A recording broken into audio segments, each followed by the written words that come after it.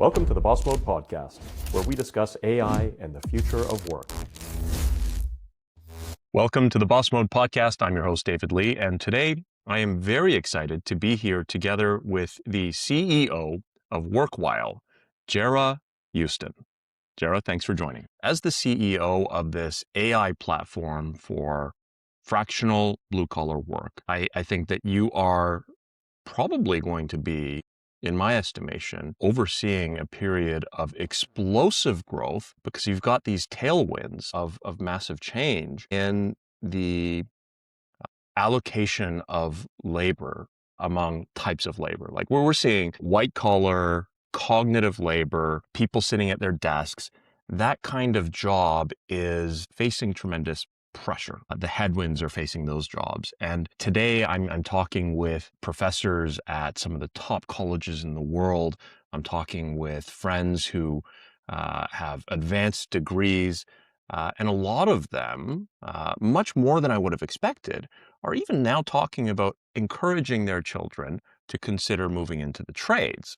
And I think this is because of some fears around cognitive work and this sense of retreating into safety with, certainly in the next 5 years, a category of work that will not only be resilient for that, in my view, 5-year period, but will be seeing explosive growth.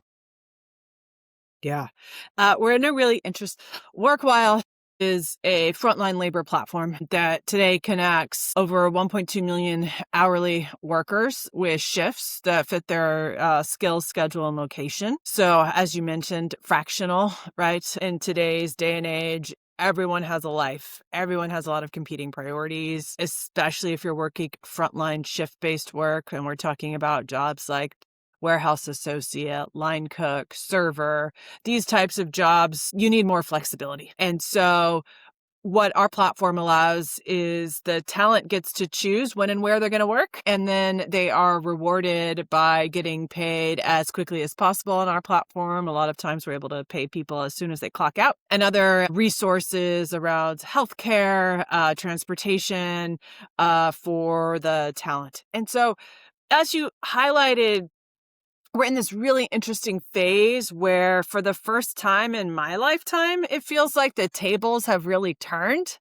And we're talking about technology replacing white collar jobs more than we're talking about technology replacing blue collar jobs. And I can't remember a time in my lifetime where that happened. And the advancements in AI have just been so tremendous over the last 3 years, especially. And that we're finding white collar workers having that fear that they're going to be replaced by agents or by bots or by software. And from our perspective, we're in the center of this really powerful labor marketplace. And for us, all the advancements in AI have been huge in service to the frontline workers. So on our platform, we've staffed over 8 million labor hours, and we don't have a single recruiter talking to frontline talent, right? All of the screening, understanding skills, the assessments that we do, all that's automated, which makes our platform insanely efficient. And for the worker, what that means is that all of the waste that we take out of the labor marketplace gets reinvested in the talent. And so what we're finding at Workwhile is, blue collar workers are getting paid more. The platform is more efficient for the business. So the business is benefiting. And it's because in large part to algorithms and AI. And, from my perspective, candidly, I think, David, sorry for you and me, that our jobs are going to be replaced by AI before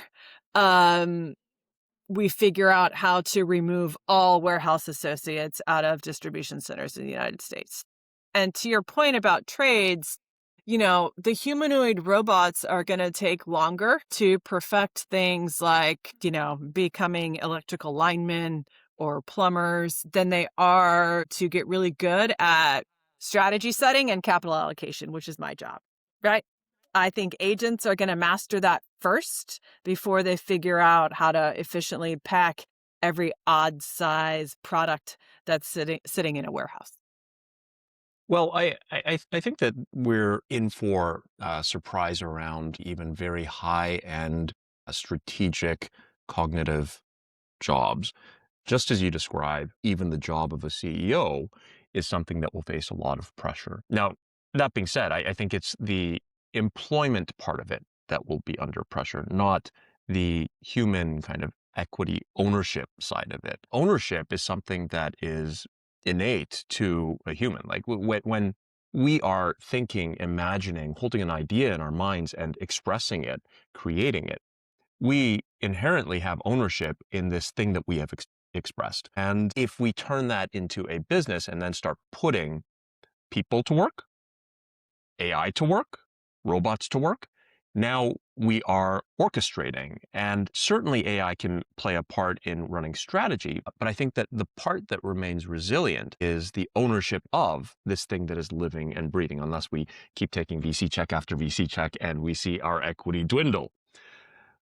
Something that looks like, from your expression, I think that VC is a tremendously important industry, but yeah, it does sting a little bit seeing that number drop a little bit on one side. But yeah, bigger pie, smaller slice, bigger pie. So I do believe that we are facing a shift from the salary mindset or even the hourly pay mindset into the ownership mindset and equity. And a shift to that kind of economy, I believe, to be a tremendously healthy one.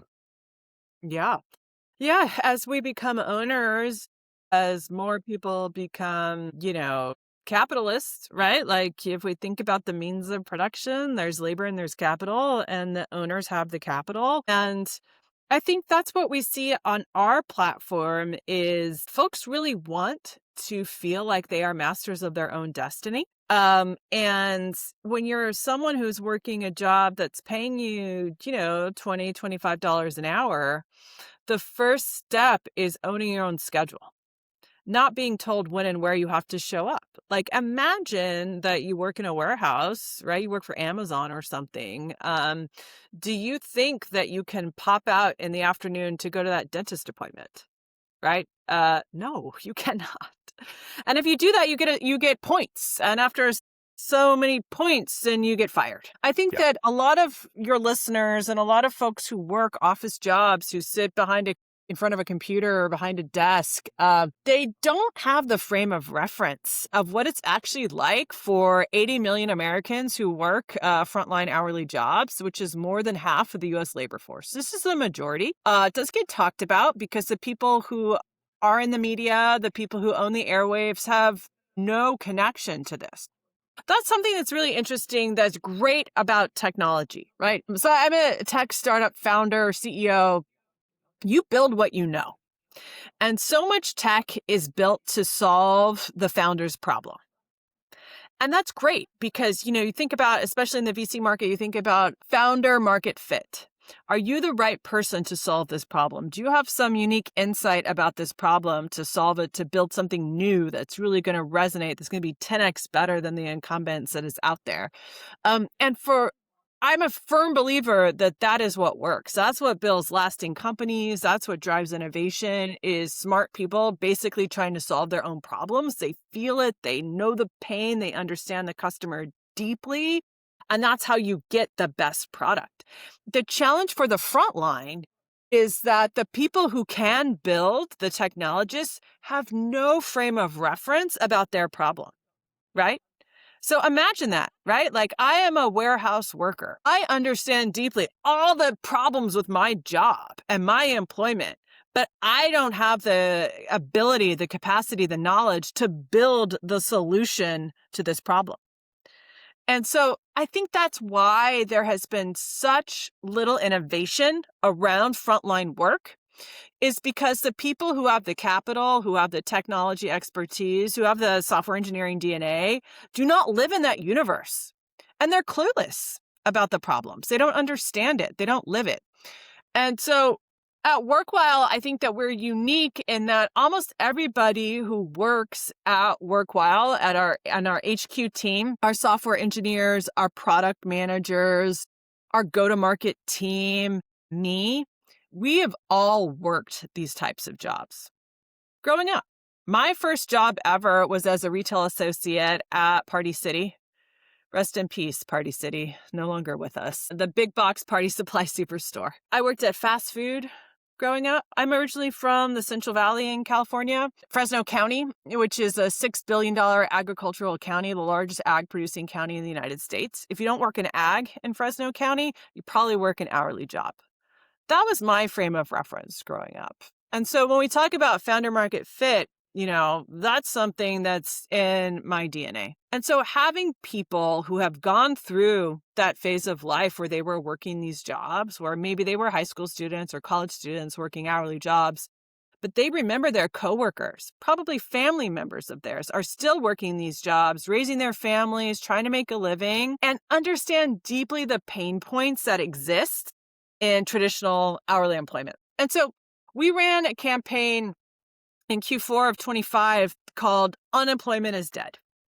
If you saw any of our billboards in Washington, D.C., New York, San Francisco, Vegas, around this idea that unemployment was no more, right?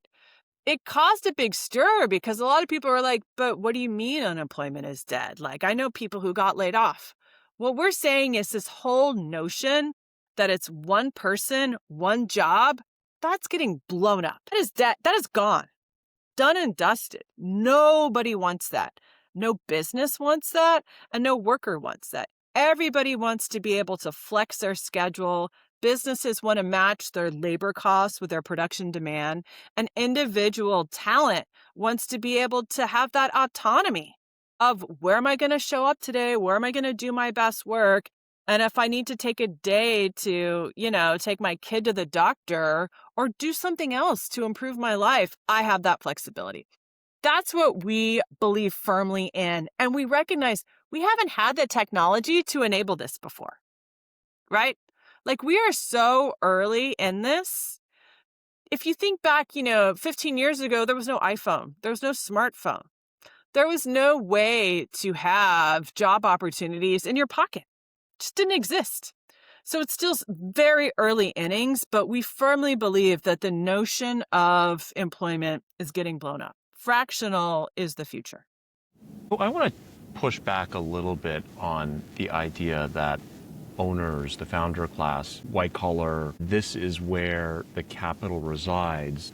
So owners have capital. I think that in this context, capital is really a representation of the control of productive labor. And so I would say that, much to your point about unemployment is dead, which I love, by the way, and you're going to hear me repeating that quite often moving forward. Unemployment is dead. I believe that. I think it's right. I believe that since unemployment is dead, the really empowering corollary here is that the worker, the laborer or the thinker, they have control over their own time. Mm-hmm. So you as an individual, set capital aside. You don't need the capital. You have control over how you choose to spend your time, what you choose to think on, what you choose to apply your strength, your coordination, all of this to, your imagination to. And so you have access to this minimum unit of capital that really is tied to your energy and attention. So I don't think that capital residing in the hands of the owner class is actually a limiter. And in fact, I would say that unemployment being dead is another way of describing that these workers are taking autonomy and ownership of their own productivity, taking some of the benefits of that. And I think that flexibility is a part of that. And that's nice. I think that while flexibility is nice, I think that being able to provide for your family is nicer. So I would say that in many ways, these members of the fractional economy, the more defining characteristic is that they are becoming their own masters, becoming owners of their own productivity, expressing the ownership of their own economic productivity. Yeah, I think that's spot on, right? And it is an interesting evolution of the idea of what is capital, right? Because, if you think about your own agency, your own time, you can the individual gets to choose where they want to invest it, right? Where do I want to invest my time? Where do I want to work today? What do I want to earn today? And we're talking about these decisions get made on the margins. They get made on an hour by hour basis. right? Like never before in the history of humanity has someone who is who makes money with their brawn, right? Not their brain, who's someone who's a physical worker. Never have they had more choice as to how they want to make money right now. And I'm talking about like right now, as in like, in 10 minutes.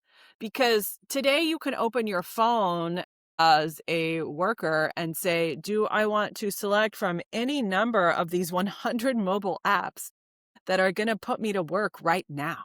Do I want to go drive a car? Do I want to go deliver something? Do I want to go assemble furniture? Like there's so many options that have never existed before in the history of humanity, which is kind of wild to think about. And having the ability to have the autonomy of choosing how you want to apply your talents is huge. It's beyond just this notion of like having your own capital and investing that in any way you choose. It's really about human agency and human dignity, right? Because I think for a long time in this country, we have not respected the efforts of the working class. We just haven't. And finally, they have the control and they can decide when and where they want to work. And that's very new. And I think is only becoming possible because of advancements in technology. On the Workwhile platform, even though it's infinitely flexible and people get to decide when and where they want to work, for 51% of the workers on the Workwhile platform, we are their primary source of income. And 40% of them are working 36 hours plus on the platform. People want to work 40 hours a week. You know why? Because their rent doesn't change every month. Their rent is not variable, right? Grocery bills are not variable. You need to make a certain amount of money every month to cover your expenses. And so we see people consistently choosing that they want to work this number of hours. They want to make the same paycheck, but they want to choose the hours. It's very simple and it's very fair and it's better for both sides of the marketplace. Well, when it comes to that 40 hours, people wanting to work 40 hours, I do wonder, is there a degree of the issue of foresight coming into play? Because the idea of working the 40 hours to earn this hourly wage, which, there are swings that the worker does not have full control over the hourly wage figure, right? The employer has a role in that. The market certainly has some say in that. I would say ultimate say in that on a few dimensions. One, the marketplace availability, liquidity of workers, availability of hourly placements, and then also demand for the ultimate output. Like, what is the creative output? What is the value that's generated ultimately from this relationship between the employer and the hourly worker? So all of this comes into play to determine what that number per hour is. And that is absolutely out of control of the individual worker, simply because there are others that have a say, other stakeholders. And I firmly believe that the ultimate stakeholder here is the customer that is paying for the goods or services that are ultimately produced. I think that by kind of letting go of, kind of glossing over the lack of control of the hourly number and benefiting from it, of course, when competitive pressures drive that number up, but then silently suffering from it when that number goes down.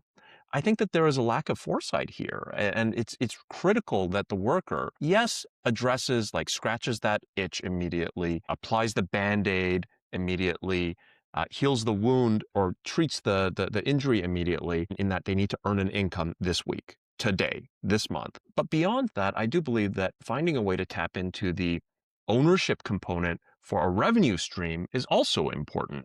And if the worker is strictly being paid in this hourly paradigm, they're subject to the fluctuations in the market and the whims of the customer. Yeah. Well, I mean, being an owner and an investor, you're also subject to those fluctuations in the market too. There's no insulation from that and there's no guarantee. Although what's interesting and maybe contrary to what you were saying is that on the Workwhile platform, what we find though is that when you have a more liquid marketplace, a more efficient market, the rate that companies are willing to pay for labor goes up. And as you noted, there are a lot of different components here, right? There could be location variation. Not every labor market, every zip code is the same. A lot of heterogeneity around the US, around different countries, right? So things will change. But what we find, and it's actually something that we publish publicly in real time. So if you go to workwhile.ai/rise, RISE, we published our rate of increase of salary and earnings, RISE, rise. And in November, what we found is year over year, pay rates actually increased by 3%. In November. And if you recall, inflation was finally abutted. So that is like just marginally higher than inflation. So people are making more this year than last year. And that's because in the marketplace, the demand for labor is such that people are willing to pay more. And so while you are somewhat a victim of the exogenous factors that you can't control, like what's happening with the tariffs today, what's happening, are we taking out any, Latin American leaders today that might have an impact on the market, right? A worker doesn't have any control of that. But what they do have control over is where they choose to work. And what businesses are finally starting to realize, because there's so much more choice for workers, is that if you're not offering a compelling pay rate, you're not going to get people to pick it up because they have other options. That wasn't true 20 or 30 years ago. Like, you could not open your phone and just do DoorDash to make ends meet, right? Like, you can't. Every day you are competing as a business, you are competing for that talent. And if you don't pay a market clearing rate, you're not going to get the right people. That has knock-on effects of your productivity. You don't get the boxes on the container. Your customers don't get the products. Bad news, right? So this competition for labor is something that we're also seeing increase on our marketplace, which, while it doesn't necessarily make you a controller of capital or a steward of capital, it increases the value of what you have to offer. And people are getting paid more for what they bring to the business. Well, I think that those external factors remain substantial. And I do also challenge the notion that with owners, investors, equity, owners also face risks. I agree from the market. But the key distinction here is that the individual hourly worker has a limited inventory of hours available to work. After 40 hours, you start to see massive declining returns in your ability to highly productive.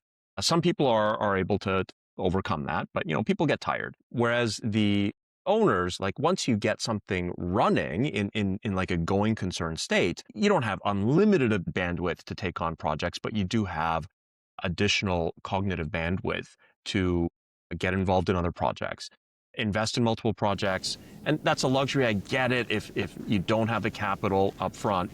But again, people have units of capital available in the form of their own energy to create something, potentially while they're smoothing out those bumps by engaging in a platform like Workwhile. So I do think it's critical that we do draw more people to the notion that building equity, starting with your own units of labor, is truly important in order to build resilience against these external factors through initially, single bets and eventually a portfolio approach of these kind of equity ventures where you have much more control. There are fewer stakeholders that have a say in deciding, are you going to be there tomorrow being economically productive? And I do get, though, that CEOs can be fired, and they should be.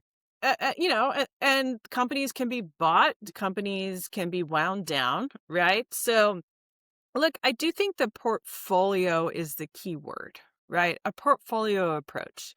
And candidly, if we're talking about folks who are making, $20, $25 an hour, their labor is their first source of capital. They're not out there raising micro VC funds, right? Yeah. No one is becoming an LP of theirs. So they first have to make that money, and then they get to apply it to whatever else they want to work on. I'm thinking about one of our top workers on the Workwhile platform, and I've spoken to him a couple times over the years, and he worked with us. He was extremely diligent. He worked a lot.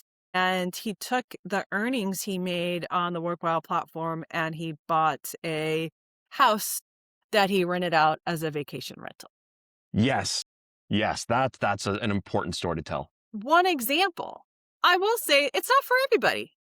somebody doesn't want to manage that, right? Maybe they want to take the capital they've earned by working through their labor and they want to invest it in themselves. We have so many stories of people going back to school, right?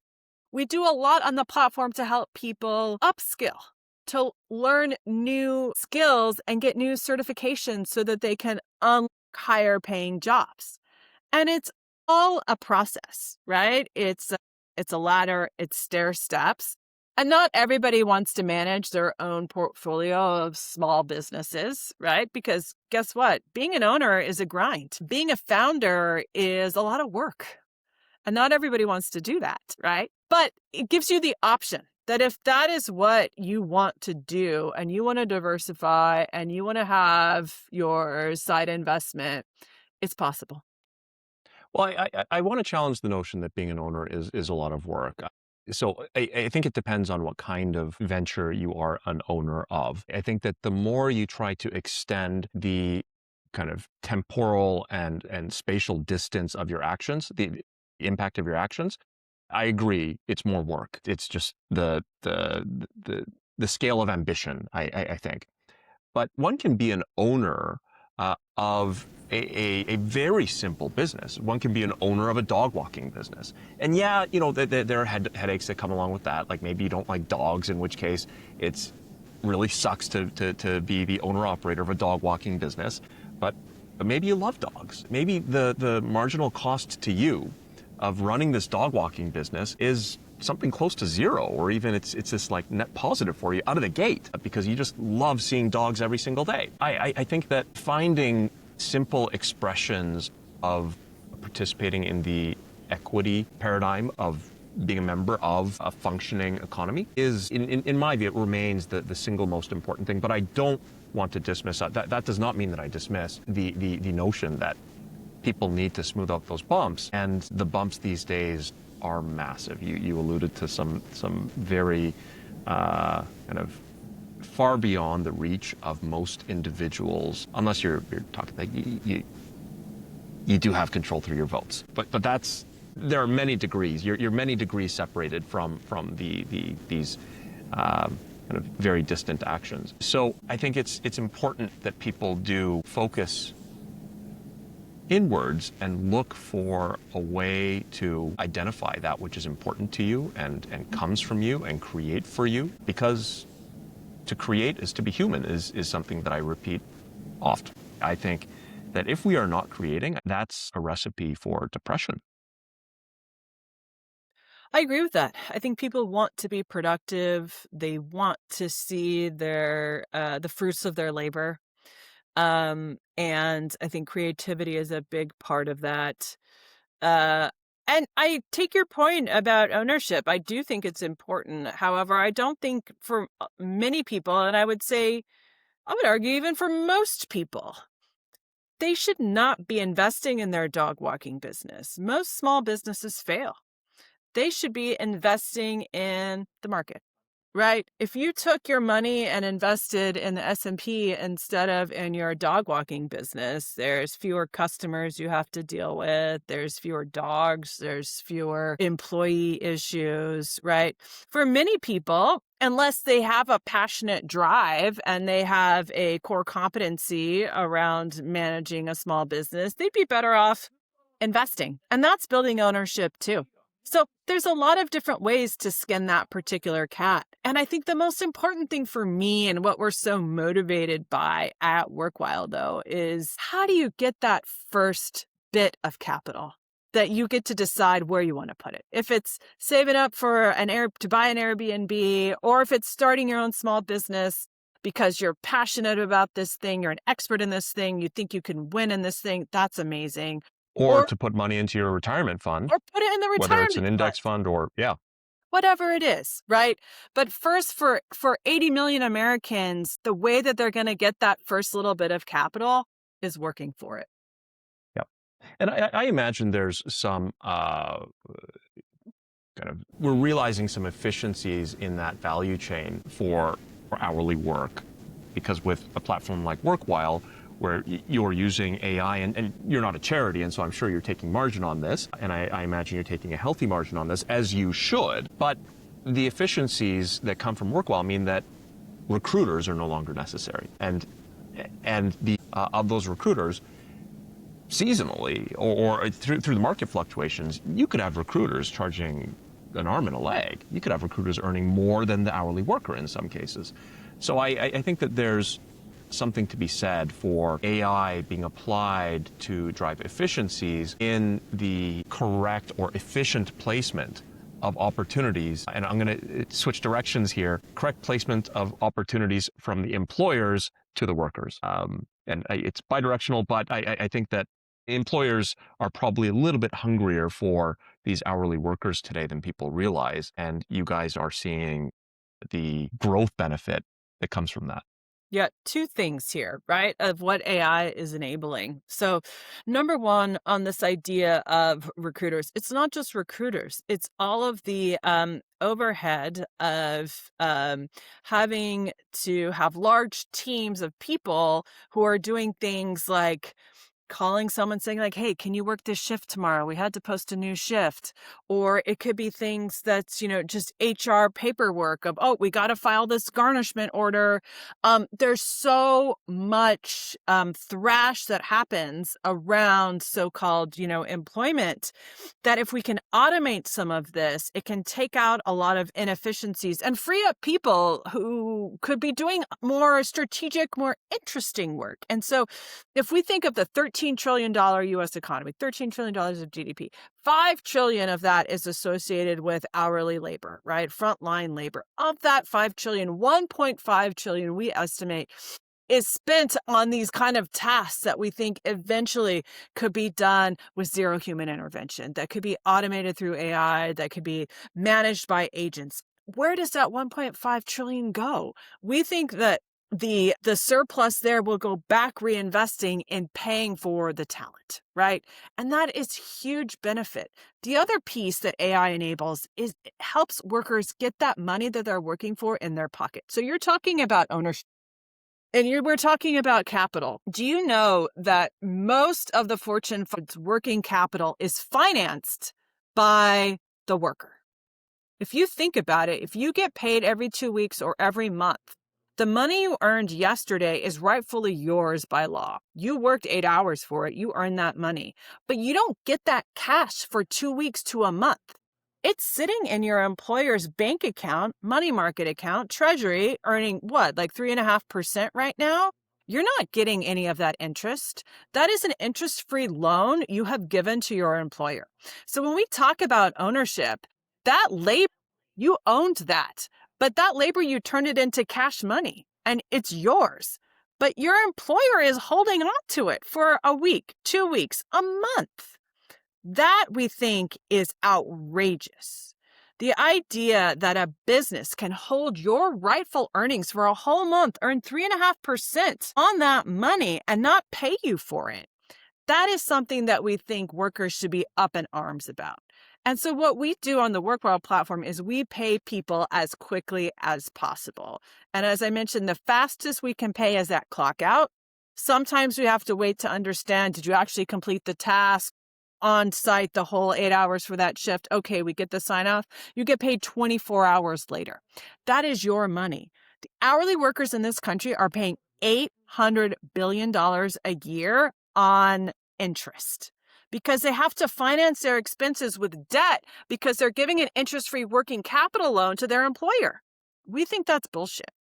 We think that that's messed up. If you think about ownership, this is a case where the capital holder is exploiting the labor, right?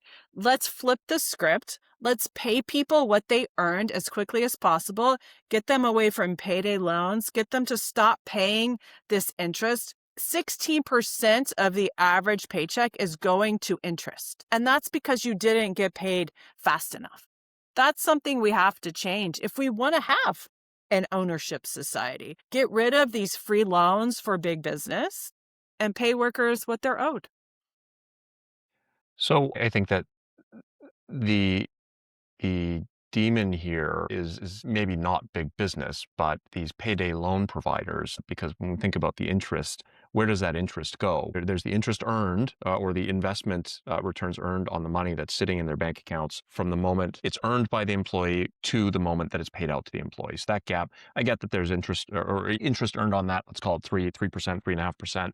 That's tiny compared to the rates that are being levied by these payday loan providers and credit cards and et cetera, et cetera. So all that other stuff adds up. And I think that the employer of that hourly worker or any worker isn't the boogeyman here. It's definitely the guys that are Well, benefiting from these. I got it. I have to disagree with you on this one. Like I'm not a big fan of payday lenders, but I am a markets person, right? I run a marketplace, and I'm a big believer in supply and demand.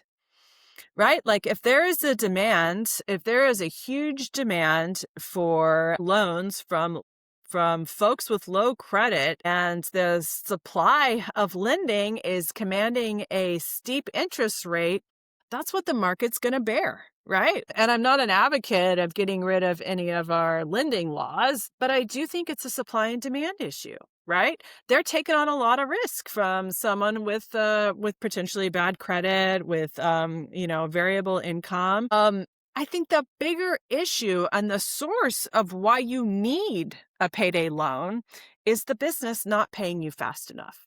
People are not taking out payday loans to buy, for investments, right? For long-term things. They're taking out these short payday loans to get them to the next payday.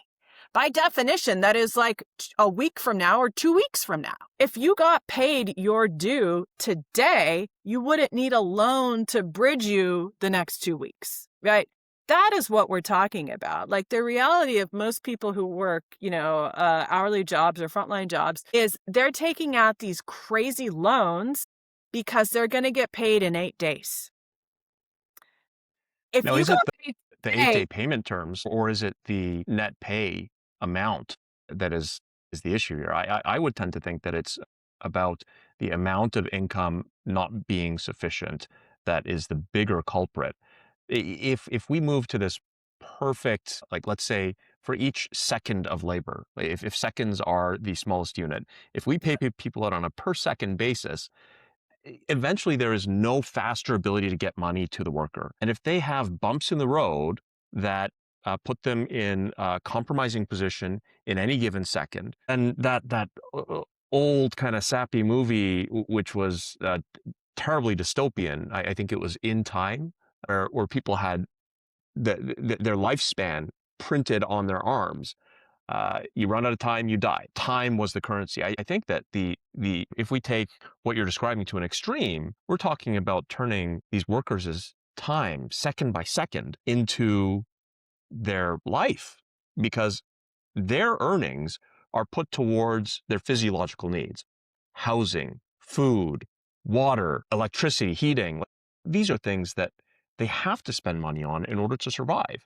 So if we further position this, I hate to say vulnerable, but somewhat cash flow vulnerable segment of the population to the idea that, the employer just needs to pay you faster and then you'll be okay. But if the cash into that individual remains inadequate, the problem just keeps getting worse and worse and worse, does it not?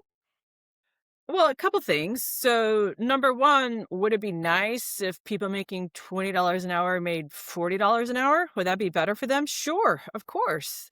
No question there. And that's why we're big believers in helping people get more training, get new skills, unlock the ability to work higher paying jobs. Absolutely.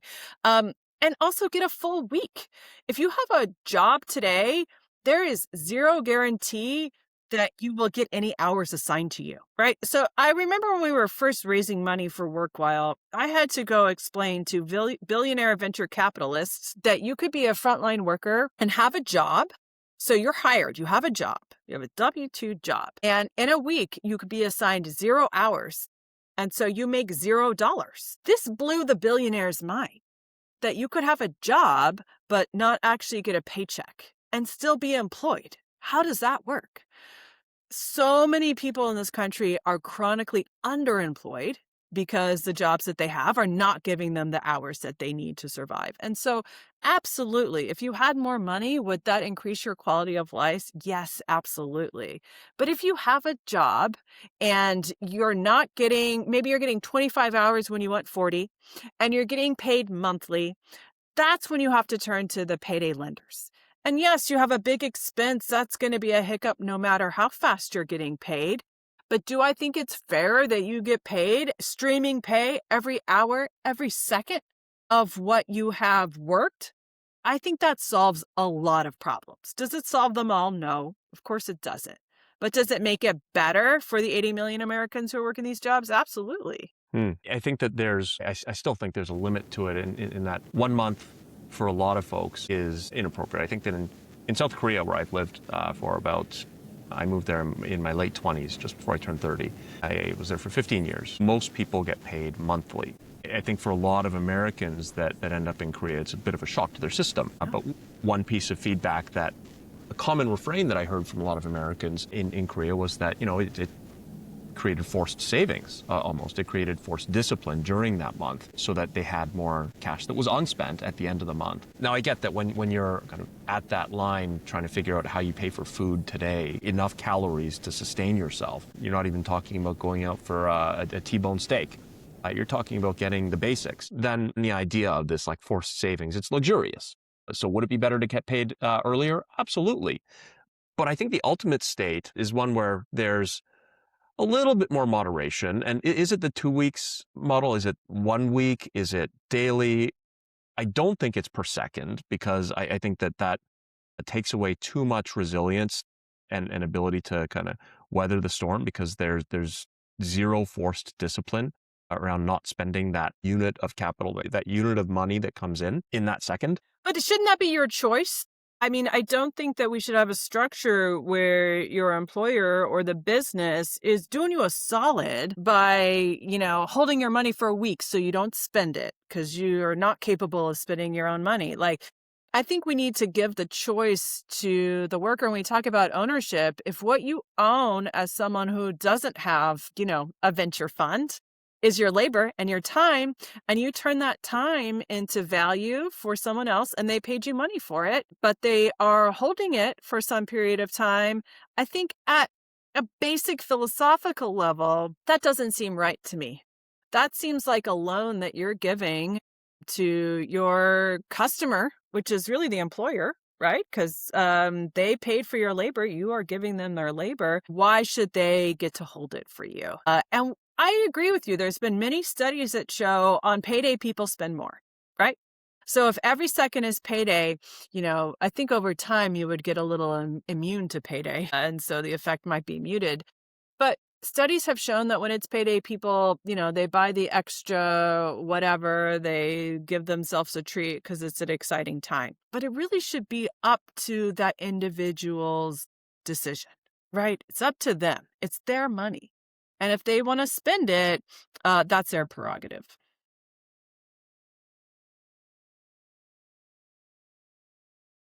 Now, I don't know that people generally have enough discipline without education and the right social structures, to resist if we take capitalism down this kind of terrible path, well, I'll call it the Temu path. We've seen that people have a very difficult time resisting the effects of this dopamine-inducing take on capitalism, almost like capitalism as religion. It just becomes a part of their identity to this level that is unhealthy at the individual level. And so I think that when people are paid too frequently, I don't know that, per second, maybe that's the case because we just don't have time to take an action in that second to spend the money. But I do think that it's not just about a treat to reward yourself. I think that it's about these impulses that for a lot of folks, they haven't built the pathways to resist all of the advertising and all of the attempts to separate you from your hard-earned dollars. Yeah, I think there's a lot of room for financial education, but, for the 1.2 million folks on the Workwhile platform, I trust them. I reject this notion that any sort of big business or your employer should kind of have this nanny state philosophy that the work that you put in, the money, your hard-earned money, you're not qualified to spend it or you're not qualified to manage it. At a on a whole, of course, there are folks who are woefully incapable of managing money, but the vast majority of people are rational. They're solid actors. They want to do what's right for their families. And to not give them their hard earned money because you don't think they know what to do with it, I reject that. I think we should invest in making sure people understand how to save, they understand what's possible, they understand how to budget and be responsible. At the end of the day, capitalism doesn't work unless we respect property rights. And from my perspective, if you work an 8-hour shift, the money that you earned, the wages or the pay that you earned, that's your property now. And to have somebody else hold on to it because they don't think that you're quite capable of managing that property yet, I reject that. Yeah, in like the idea of it, I agree with you that people should be responsible for their own actions, and so I'll take a different approach here, and I don't want to press too much on this, but isn't that 3.53 to 3.5% already priced into the cost of labor? And um, if it is, maybe the way to handle this, the other side of the solution that you've put into play, which in broad strokes I agree with, um, would it make sense to transparently have a line item where that, let's say, the average return that companies are taking from this amount that they're holding is 3.5%. Mhm.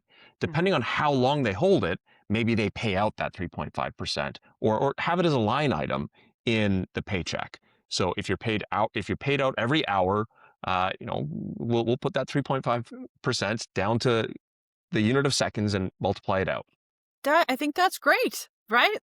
This idea that the company could hold your wages and they're earning interest on that, and then having workers have the ability, though, to access it if they want to, and maybe they get paid, your pay rate is X, times 1.035 or whatever, right? And if you want access to it, you have to pay for that. I think that's great. That's a solution because what it eliminates, though, is this idea that because you're not paying me, because you're holding on for that, that float, that 3.5%, I got to go to this loan shark that's going to charge me 300%, right? This is the delta that we're talking about, right? For the individual, it's huge. And so there's a lot of creative solutions. Look, the reason why people get paid biweekly or monthly is because, even 20 years ago, it wasn't possible to pay them faster. We didn't Yeah. have the fintech that we have today. It's from like paper checks. I had to literally mail you the check, right? Like we don't live in that universe anymore, but we haven't caught up. Yeah, that makes a ton of sense. I agree, and I think that there's more that companies can do if companies were to transparently identify what the gain is they get from holding the paychecks. They might even have an incentive to decide, hey, let's not hold it because we don't need the 3.5%, because that 3.5%, by the way, isn't something that's like governing the thinking of the CEO. That's I don't think they've thought about it a single time uh, over the course of their 40 to 60 years of existence on this planet. That's Um, right. That's right. It's not a thought because that's not their frame of reference, right? yeah, Because the CEO, the CFO of Fortune 500 are not somebody making $20 an hour trying to put dinner on the table. They don't understand the challenge that this is creating. And, what we find is that when companies do pay people faster, it's a retention mechanic. People want to keep working with you because you pay them quickly, and that's a huge benefit to them. So there's a lot of positive benefits to the business for doing this as well. well, I do think that a lot of CEOs of even very large companies do have, much as you do, because you also come from a background. You went to a fantastic school. You've worked at Boston Consulting Group. You're running now a venture capital backed tech startup, but you do have these blue collar roots from your youth, from your early days. And I think the same applies to a lot of CEOs of very large companies who do have at least a connection, a humble grounding. And I would say that that's probably more true in America than almost anywhere else, partly because I look at some of our education in general here in America is, I think, quite poor. The outcomes are not good for most Americans, but some of the best schools are available here. So if you truly are committed to studying, to really learn and be curious, there are some incredible both public and private schools out there.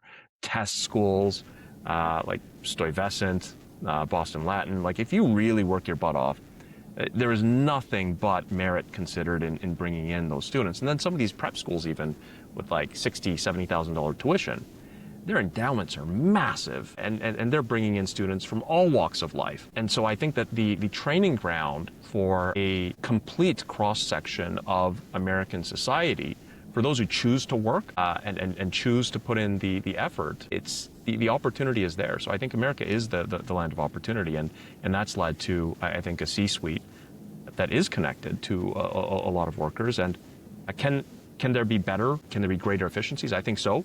And I think that the work you're doing at Workwhile is making life better for these blue-collar workers, hourly workers. And I applaud you for it. Well, I appreciate that, David, and I do believe that even today, America is the land of opportunity. There's no limit to what people can achieve here.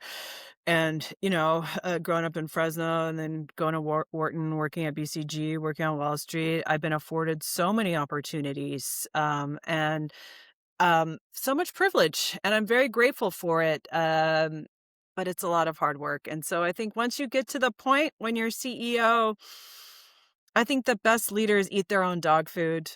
I still work shifts because I want to see how our product operates in the field. I want to meet the people who are out in the field. It's important. It's insightful.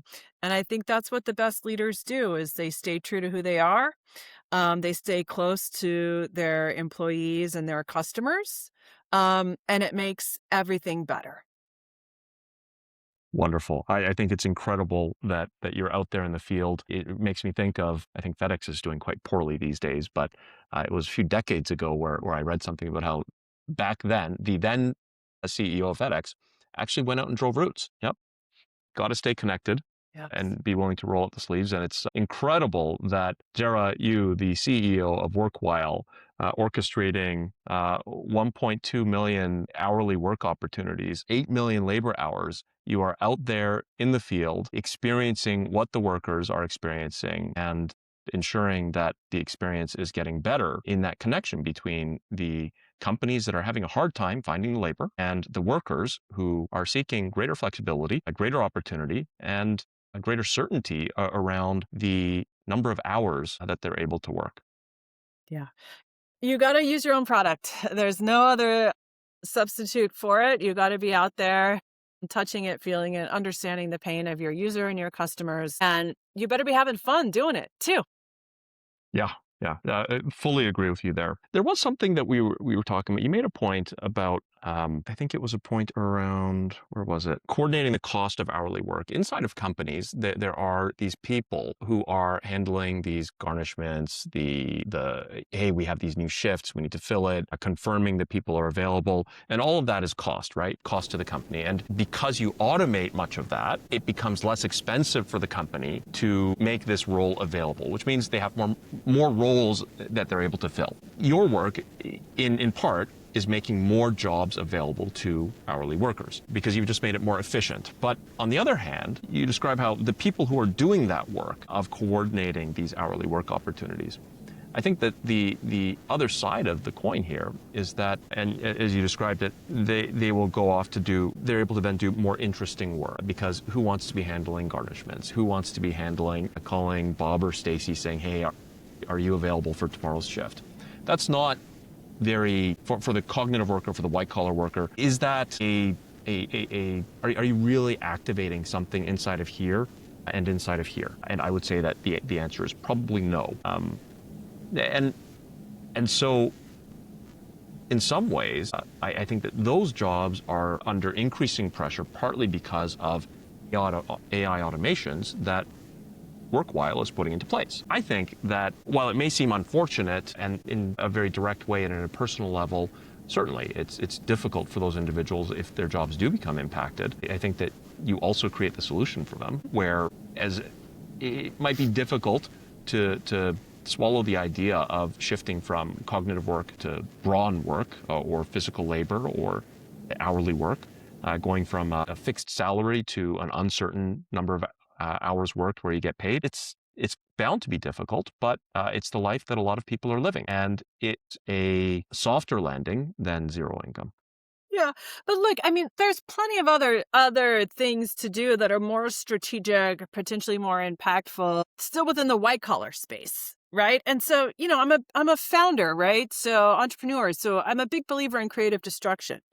And so just because the paper pushing role is eliminated, um, that doesn't mean that that person's only other opportunity is to go work in a warehouse. Right. Like there's so many other things that we're building, that we're creating. Like I firmly believe that AI is going to create more jobs than it takes away, but they will be different jobs. Does that mean it's going to be painful for a lot of people? Yes, absolutely. Does it mean you're going to have to go back to school? Does it mean you're going to have to get new training?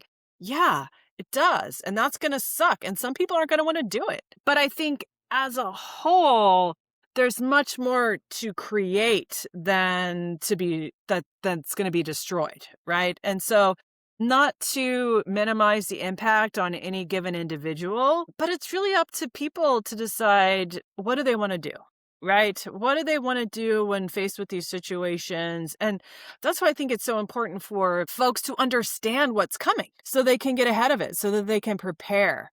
Right? If you see that I think my job's going to be impacted by AI in the next 5 years, well, you should be thinking about, what else could I do? What else do I want to learn to set me up for success when that happens? So we've gone through the agricultural revolution. We've gone through the industrial revolution.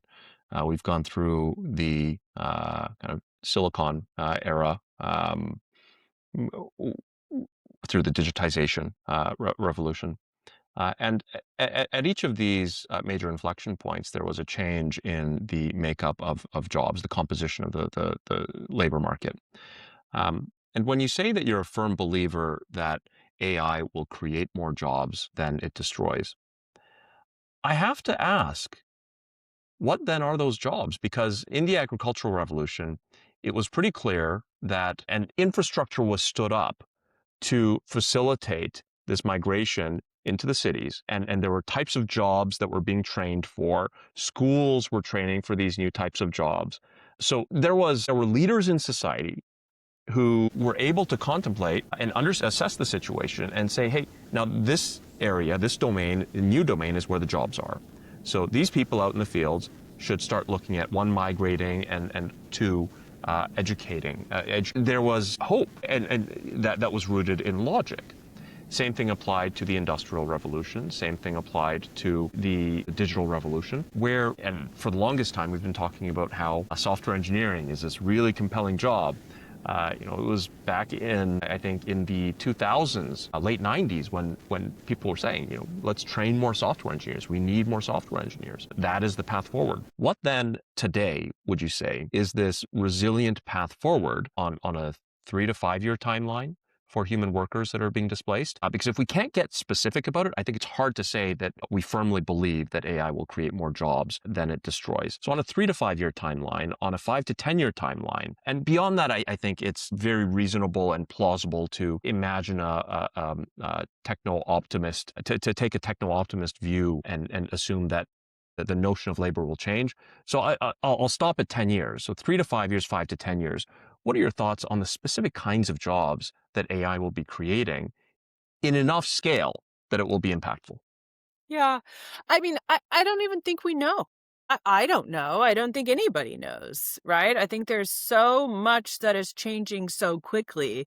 But if you look over the course of human history, right, it's very true that a lot of people got out of the fields, right? When we had the tractor, That eliminated a lot of jobs. What was the population before the invention of the tractor? We're now at 8 billion people. Like, there's more and more and more. Then there was industrialization. So there's always something else that requires talented individuals. In the case of software engineering, which is something I'm much more familiar with, I do think that the number of sheer level of entry level, I would say, software engineers will decrease. And so what that means is if you're interested in that, you better be very good at logic. You better be very good at training models, at evaluating models, at thinking from a product perspective. It's not just writing code, it's being the thinker. That's the piece that I think isn't going away. And I don't think that will ever go away, because back to your point about being an owner of creating something, you need to have that mind that helps you think about interesting things. What are the problems that could be solved? And today, I think in the next 5 years, I don't know that agents are going to get to that point where we won't need humans who are thinking about what's the next problem to be solved. So what we see today is even in we work with robotics companies, even robotics companies that are designed to reduce the number of people that you need to operate a distribution center. They still need people. And so I think it will change. The jobs will certainly change. And again, there will be some people who are left out in the dust because they don't have the capacity of retraining, reskilling, upskilling. But I think that will be the minority. I think the majority will find new opportunities to apply their talents. And in the 5 to 10 year time frame, I don't know what that looks like. I don't think we know yet. In the 3 to 5 year time frame, I think it's around logic, problem solving, and being able to communicate with people. Those are the skills that I think will be in high demand in the next 3 to 5 years. I think that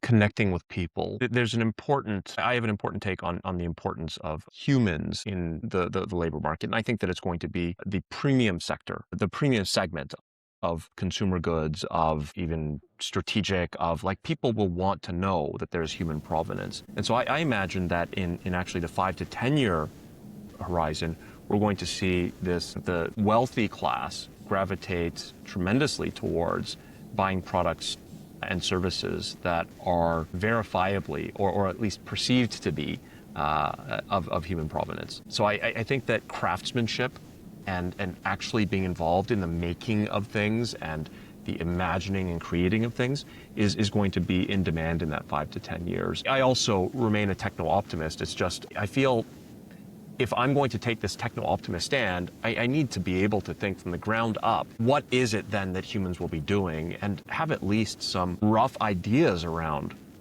what people will be doing to remain economically productive. So 5 to 10 years. Something that might be a hot take of, the people that we're talking about who are going to get displaced, software engineers, there's this teeny tiny sliver of the labor market. Like, I know I don't think it's just software engineers. I think it's going to be people who are, as you mentioned earlier, coordinating the cost of hourly work. I think that the white collar jobs that all the white collar people are really scared about losing today, immediately. No offense to us, because, I'm in that cohort as well. We're a very small slice of the pie, right? So it's like, okay, I know it seems like the end of the world because it might be the end of our world, but our world is teeny tiny, like the much bigger piece. Like if we think about the global labor force, like 80% of the global labor force you could consider frontline, hourly work, right? That more manual labor. That's the piece that I think is going to take a lot longer to get disrupted by technology and AI.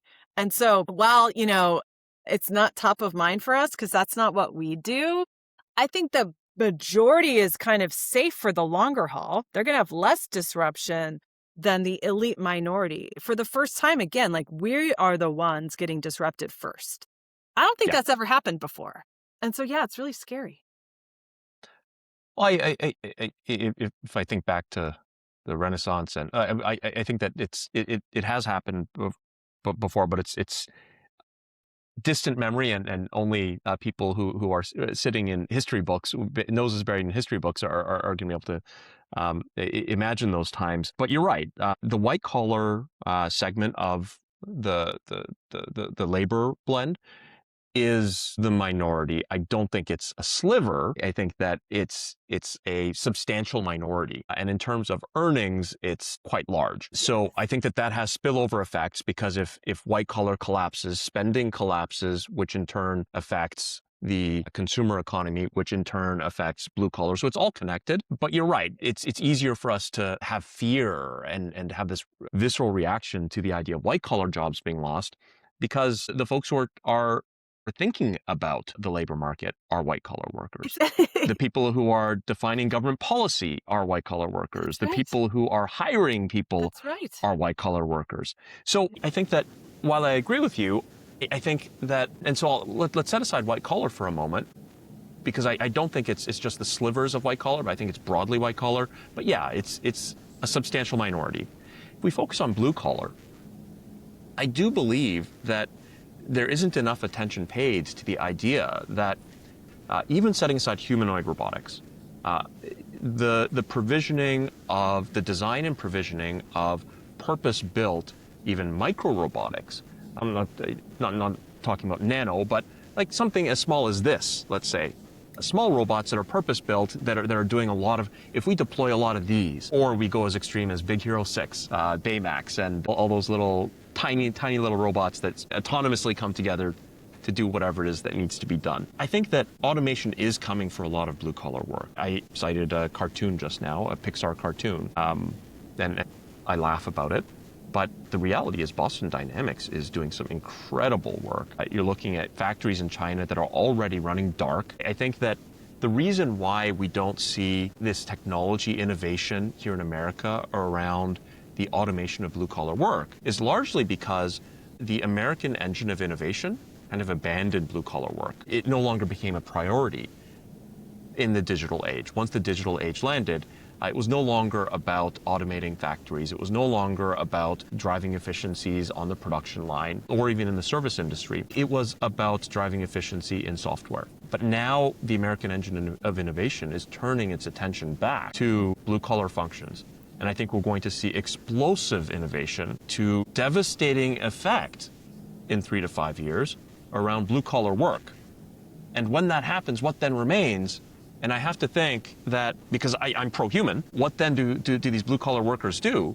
And I think that it is the human blue-collar workers that double down on the idea of the human provenance of the goods that they produce, and taking kind of moving into very, very, like, my office is here inside of this vintage mill building, right alongside guys who are repairing speakers that are like 60, 80 years old, 50 years old. And the really interesting thing is, these vintage speakers sell for more because of the human provenance, because they know that it wasn't an automated line that was producing this in some offshore country or robots producing it, because they know that it was maintained and repaired, restored lovingly by an expert human technician. So this human provenance creates a premium. So I think that there's a lot of opportunity for this blue-collar workforce to shift towards more of a craftsman mentality instead of a mercenary mentality, which I think is prevalent among a lot of blue-collar workers today. I think that's possible. I think that will be, look, there won't be one solution. I don't think we will all become craftspeople. I think some people could become that. I like the sound of a vintage speaker because it's warmer. It has tubes. It's a different sound. Would I care if it was repaired by a robot? No, it still sounds really cool, but that's just me. I'm sure there are people who would care that it was repaired by a human. I don't think we know.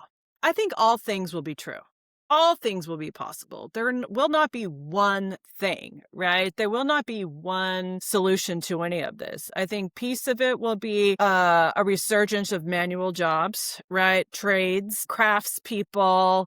I think there will be a contingent where, with enough efficiency, enough productivity because of the benefits of AI, I think there will be some component of transfers, right? To alleviate a lot of the negative externalities. One of our largest investor, Vinod Khosla, believes that labor hours are going to zero. Do you know what that means? That means infinite productivity. GDP divided by zero is infinity, right? That's infinite productivity. And he believes there'll be universal basic income. I don't know if that's going to be possible in my lifetime or my children's lifetime politically, because there's these humans and they don't like stuff like that. At least some of them. Some of them do, some of them don't. Like, we don't know. And I think there's not going to be one answer. There's not going to be one new job that everybody gets. There's going to be a wide range of things that emerge. There's going to be brand new jobs that we haven't even thought about that emerge. I don't know that it's going to be in the next 5 years, but certainly in the next 20, next 15.